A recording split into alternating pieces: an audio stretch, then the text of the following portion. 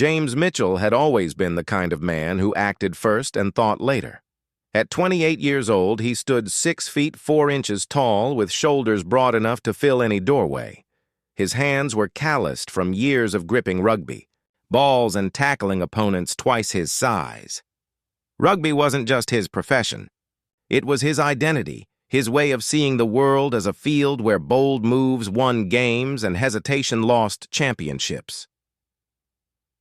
The morning of September 15th started like any other day in London. James woke up in his small apartment near Twickenham Stadium, the same apartment he'd lived in since turning professional 5 years ago. The walls were covered with photographs from his rugby career, lifting trophies, celebrating tries, muddy uniforms after hard-fought victories. His teammates often joked that James treated life like a never-ending rugby match, always looking for the next big play. After his usual breakfast of scrambled eggs and toast, James decided to take a walk through central London. He had no particular destination in mind, just the restless energy that came from having 3 days off between matches. The autumn air was crisp, and tourists filled the streets with their cameras and guidebooks, all heading toward the same famous landmarks he'd grown up seeing but rarely visited himself.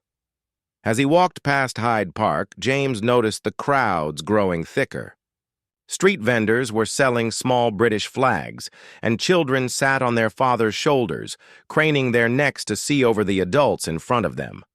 Police officers stood at regular intervals, their radios crackling with constant communication. James realized he'd stumbled into the path of a royal procession, something he'd only seen on television before. The excitement in the air was infectious.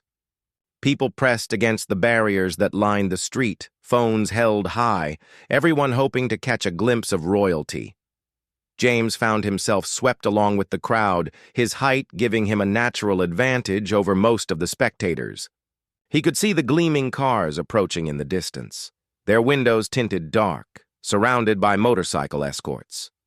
Standing near him was an elderly woman clutching a small bouquet of flowers she'd obviously brought hoping to present to someone royal. Her eyes sparkled with anticipation as she stood on her tiptoes, trying to see better. Next to her, a young father held his daughter on his shoulders, both of them wearing matching Union Jack t-shirts. The atmosphere reminded James of the moments before a big rugby match, when thousands of fans would gather, all united by the same hope and excitement. The royal cars drew closer, and James could see the rigid formation of the royal guards walking alongside the vehicles. These weren't the ceremonial guards tourists photographed at Buckingham Palace. These were the real security detail, their faces serious, their eyes constantly scanning the crowd for any sign of trouble. They moved with military precision, each step calculated, each glance purposeful. James had always respected authority, but he'd never been impressed by ceremony or protocol. In rugby, respect was earned through performance, not inherited through bloodlines. Yet something about the moment captivated him. Perhaps it was the way the guards carried themselves, or maybe it was simply the infectious energy of the crowd around him. For the first time in his life, he felt the pull of being part of something larger than himself, something that connected him to centuries of British tradition. The lead car was now close enough that James could make out the silhouettes inside. The crowd's cheering reached a crescendo, and somewhere in that moment of collective excitement, James felt a familiar surge of adrenaline. It was the same feeling he got when he saw an opening in the opposing team's defense, the same rush that had driven him to make split-second decisions that either won games or cost them dearly.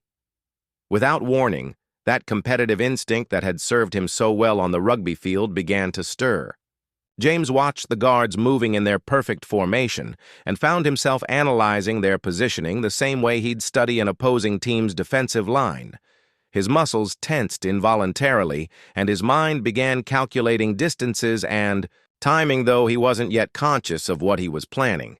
The woman next to him gasped as the royal car came into full view, and James felt his heart rate increase. The guards were now close enough that he could see their individual faces, stern and professional, their attention focused entirely on their duty. Everything seemed to slow down, the way it did in the crucial seconds before making a game-winning play. James took a deep breath, his hands unconsciously clenching into fists the way they did when he prepared to charge through a defensive line. The crowd around him continued cheering, oblivious to the storm of impulses building inside the tall rugby player who was about to make the most impulsive decision of his life. The moment arrived faster than James had anticipated. The royal procession was now directly in front of him, moving at the slow, measured pace that allowed the crowds to catch glimpses of the figures inside the cars. The royal guards maintained. Their formation, their black uniforms, crisp and intimidating, their faces masks of professional concentration. James could hear their synchronized footsteps on the pavement, a rhythmic sound that seemed to match his own accelerating heartbeat. Something inside James snapped. Perhaps it was the way one of the guards glanced in his direction with what he interpreted as a challenge, or maybe it was simply the accumulation of years spent charging headfirst into every obstacle life had thrown at him. In that split second, his rugby instincts took complete control. The crowd, the ceremony, the consequences, all of it disappeared from his mind. All he could see was the guard walking closest to the barrier, and all he could think about was the irresistible urge to test himself against this symbol of unbreakable authority. James vaulted over the barrier with the same fluid motion he'd used thousands of times to leap over tacklers on the rugby field. His powerful legs propelled him forward, and for a moment he felt the familiar thrill of breaking through a defensive line. The crowd's cheering turned to gasps and screams as they realized what was happening.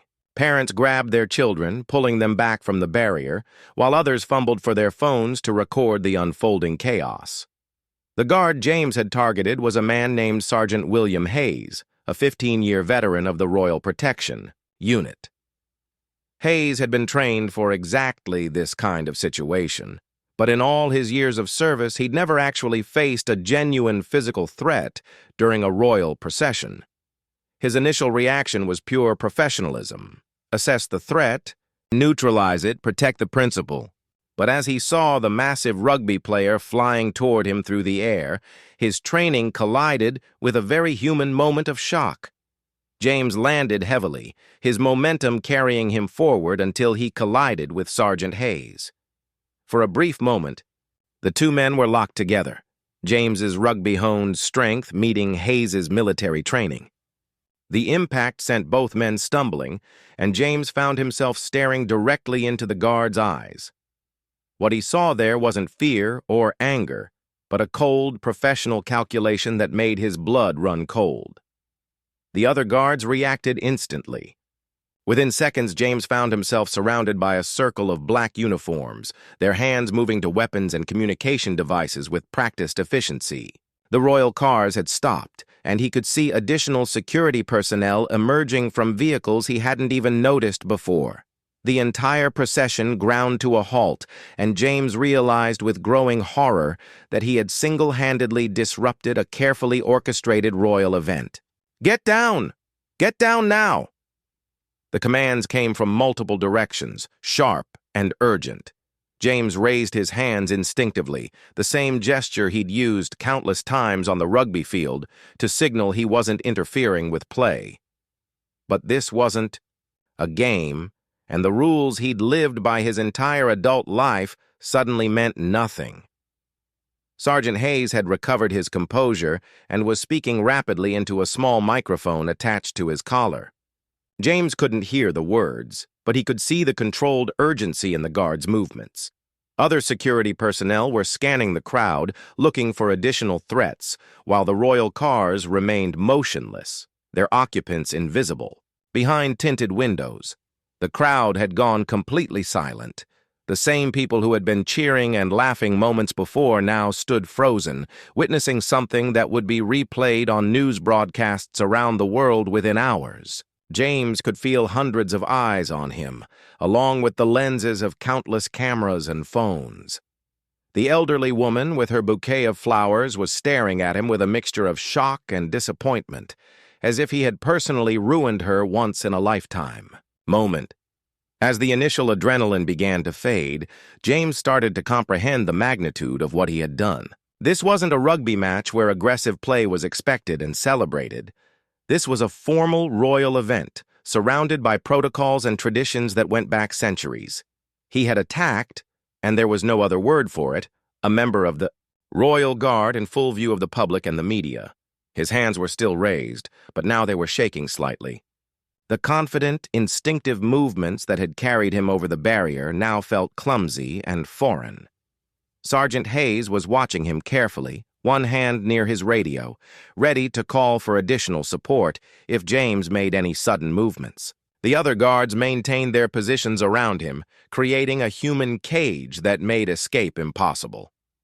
James opened his mouth to speak, to try to explain that it had all been a mistake, a moment of madness brought on by adrenaline and competitive instinct, but no words came out. How could he possibly explain to these professional security officers that he had attacked one of them simply because the moment had felt like a rugby match? How could he make them understand that he wasn't a terrorist or a fanatic, just a rugby player who had made the worst decision of his life? The reality of his situation hit James like a freight train.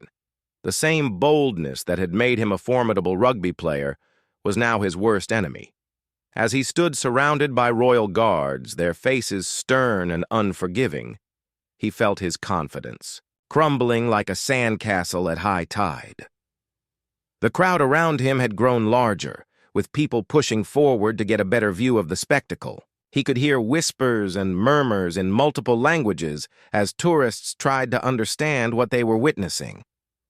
Sergeant Hayes stepped closer to James, his voice low but firm. "Sir, you need to come with us immediately. Do not make any sudden movements." The professional tone carried an underlying threat that made James's stomach lurch. This wasn't a referee giving him a penalty.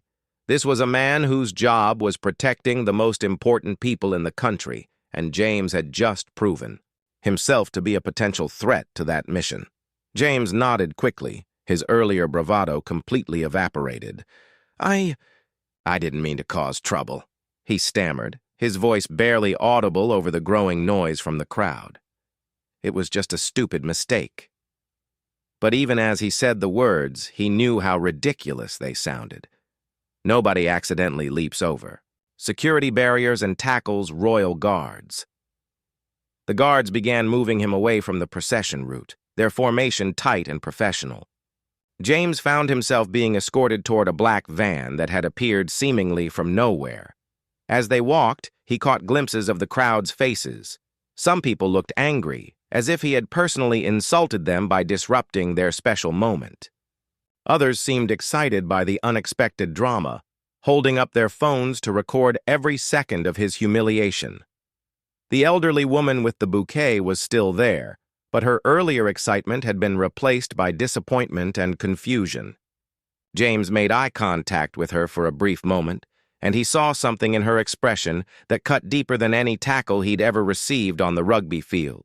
She had come to this event with hope and joy, and his thoughtless actions had turned her special day into a security incident. As they reached the van, James heard someone in the crowd shout, "He's just a rugby player. He probably thought it was a game." The comment was meant to be helpful, but it only made James feel worse. Yes, he was a rugby player, but that didn't excuse his behavior. Professional athletes were supposed to be role models, not sources of public embarrassment. Sergeant Hayes opened the van door and gestured for James to get inside.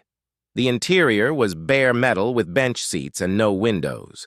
It looked more like a prison transport than a regular vehicle, and James hesitated for a moment before climbing in. 2 guards followed him inside while others took positions in the front seats.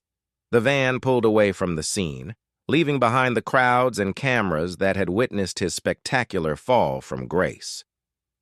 During the short drive, James tried to make conversation with his escorts, hoping to explain himself or at least reduce the severity of his situation. "Look, I know this looks bad," he began, "but I really didn't mean any harm. I just got caught up in the moment." The guards remained silent, their faces expressionless. One of them was taking notes in a small notebook, writing down everything, James said. The van stopped at what appeared to be a government building, unmarked and intimidating. James was escorted through a rear entrance and down a series of corridors that all looked identical. The fluorescent lighting was harsh, and the walls were painted an institutional shade of green that reminded him of the detention rooms at his old school. He was eventually led into a small interview room with a metal table and 3 chairs. Sergeant Hayes entered the room carrying a thick file folder. He sat across from James and opened the folder, revealing what appeared to be background, information that had been gathered about him in the short time since his arrest. James was shocked to see photographs of himself from rugby matches, newspaper clippings about his career, and what looked like printouts from social media accounts he'd forgotten he had. James Mitchell, Hayes began, reading from the file. 28 years old, professional rugby player for London Welsh. No prior criminal record, no known political affiliations or extremist connections. He looked up at James with eyes that seemed to see right through him. "So what I want to know is why a successful athlete with no history of trouble decided to attack a royal guard during a royal procession." James felt his mouth go dry. The word attack sounded so much more serious than what he had intended. In his mind, it had been more like an overly aggressive tackle, the kind of play that might earn him a penalty but wouldn't end his career. But looking at it from the perspective of these security professionals, he realized that his intentions mattered less than his actions. "It wasn't an attack," James said weakly. I don't know what came over me. It was like I was on the rugby field, and I saw an opening, and I just went for it without thinking." The explanation sounded pathetic even to his own ears, and he could see from Hayes's expression that it wasn't helping his case at all. Sergeant Hayes leaned back in his chair, studying James with the kind of intensity that made him feel like a specimen under a microscope. The silence stretched on for what felt like hours, but was probably only minutes. James could hear his own heartbeat in his ears and the distant sound of traffic outside the building. He had never felt so small and powerless, despite his imposing physical presence. "Mr. Mitchell," Hayes finally said, "do you have any idea what kind of chaos you've caused today?" He pulled out a tablet and showed James a series of news headlines that had already appeared online. "Rugby player attacks Royal Guard. Security breach at Royal event. Athlete disrupts Royal procession." The headlines made James feel sick to his stomach. The tablet screen showed a video of the incident, captured from multiple angles by spectators. Watching himself vault over the barrier and tackle the guard, James was horrified by how aggressive and deliberate his actions appeared. In his memory, it had felt spontaneous and almost playful, like a rugby training exercise. But on camera, it looked like a calculated assault on a member of the Royal Security Detail. "The media is having a field day with this," Hayes continued, scrolling through more articles. "Some are calling you a security threat. Others are saying you're just an overgrown child who doesn't understand appropriate behavior. Neither characterization is particularly flattering." James winced as he read comments from members of the public, many of whom were calling for him to be banned from rugby or even deported. Hayes closed the tablet and fixed James with a steady stare. "What concerns me most, Mr. Mitchell, is that someone with your physical capabilities was able to breach our security perimeter so easily. You've exposed weaknesses in our protocols that could be exploited by people with far more sinister intentions than yours." The weight of this responsibility hit James like a physical blow. He hadn't just embarrassed himself. He had potentially compromised the safety of the royal family. "I never thought about it that way," James admitted, his voice barely above a whisper. "I was just acting on instinct. In rugby, when you see an opportunity, you take it. I didn't consider the consequences or what it might look like to other people." He paused, struggling to find words that might convey his remorse. "I realize now how incredibly stupid and dangerous my actions were. The interview continued for several more hours, with Hayes asking detailed questions about James's background, his motivations, and his mental state leading up to the incident. Other officials came and went, each asking similar questions from slightly different angles. James found himself repeating the same explanations over and over, each time feeling more foolish and ashamed. During a break in the questioning, James was left alone in the room with nothing but his thoughts and the growing realization of how completely he had destroyed his reputation. His phone had been confiscated, so he couldn't contact his family, his teammates, or his agent. He imagined them finding out about the incident from news reports, trying to understand how the James they knew could have done something so reckless. His rugby career, which had been everything to him just hours before, now seemed trivial compared to the legal and personal consequences he was facing. Assault charges, public humiliation, and the knowledge that he had endangered the safety of the royal family would follow him for the rest of his life. The same competitive drive that had made him successful on the rugby field had led him to make the worst decision of his life. When Hayes returned to the room, he was accompanied by a woman in a dark suit who introduced herself as Detective Inspector Sarah Collins. She explained that while the initial security assessment had concluded that James posed no ongoing threat, there would still be serious legal consequences for his actions. The charges being considered included assault on a police officer, breach of the peace, and violation of royal protection protocols. "Mr. Mitchell," Detective Inspector Collins said, "you're looking at potential jail time, substantial fines, and a criminal record that will affect every aspect of your future life. Your rugby career is effectively over, and you'll find it very difficult to find employment in any field that requires background checks." Her words hit James like a series of body blows, each one driving home the magnitude of his mistake. James felt tears welling up in his eyes for the first time since he was a child. The tough, confident rugby player who had woken up that morning was gone, replaced by a man who understood that a single moment of poor judgment could destroy everything he had worked for. His hands shook as he realized that his boldness, the very quality that had defined him as an athlete and a person, had been his downfall. The news of James's arrest spread faster than wildfire through social media and traditional news outlets. By evening, his face was on the front page of every major newspaper in Britain, and video clips of the incident were being shared millions of times across the internet. His teammates received calls from reporters, his family's home was surrounded by news vans, and his rugby club's management was in emergency meetings discussing how to handle the crisis. Back in the detention facility, James was given access to a phone to call his family. The conversation with his mother was one of the most difficult of his life. Margaret Mitchell had always been proud of her son's rugby career, displaying his trophies and newspaper clippings in their family home. Now she was watching her son's reputation crumble on live television, fielding calls from reporters who wanted to know if she had any comment on his attack on the Royal Guard. "Mom, I'm so sorry," James said through tears. "I never meant for any of this to happen. I just lost my head for a moment, and now everything is ruined."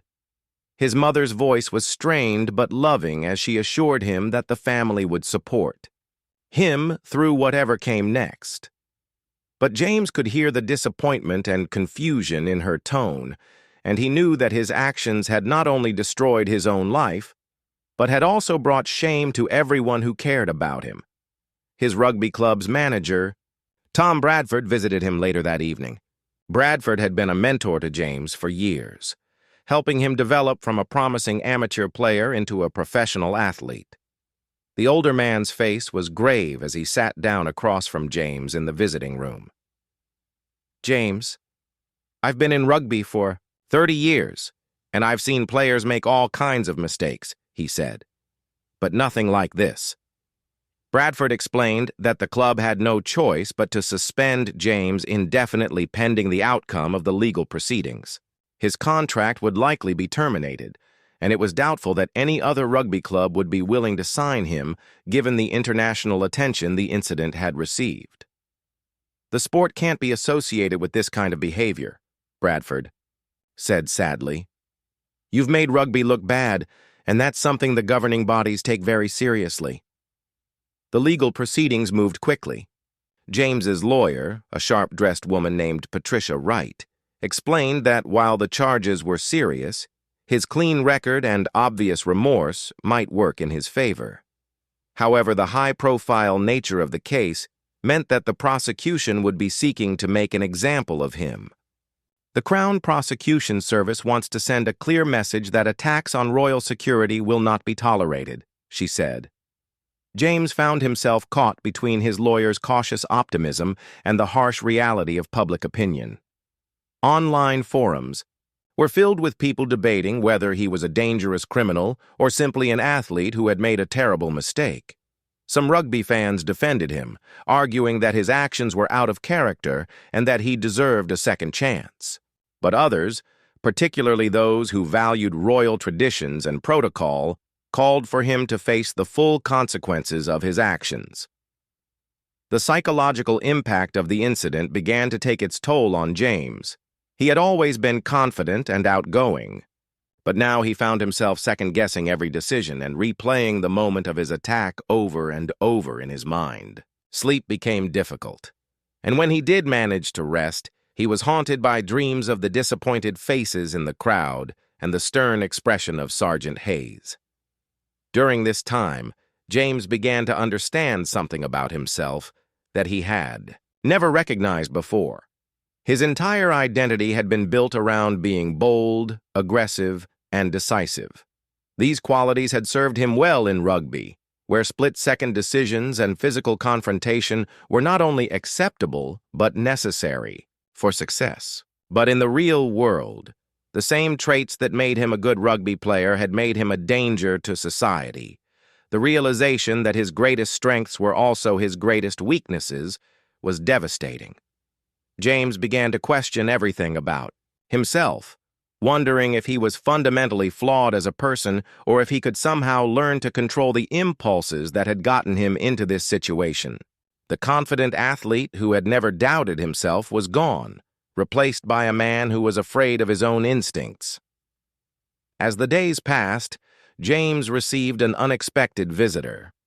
Sergeant Hayes, the guard he had tackled, arrived at the detention center, wearing civilian clothes instead of his usual uniform. James was surprised by the visit and nervous about facing the man he had assaulted, but Hayes's demeanor was calm and professional, without any trace of anger or vindictiveness. "Mr. Mitchell," Hayes said as they sat down together, "I wanted to speak with you before your trial begins.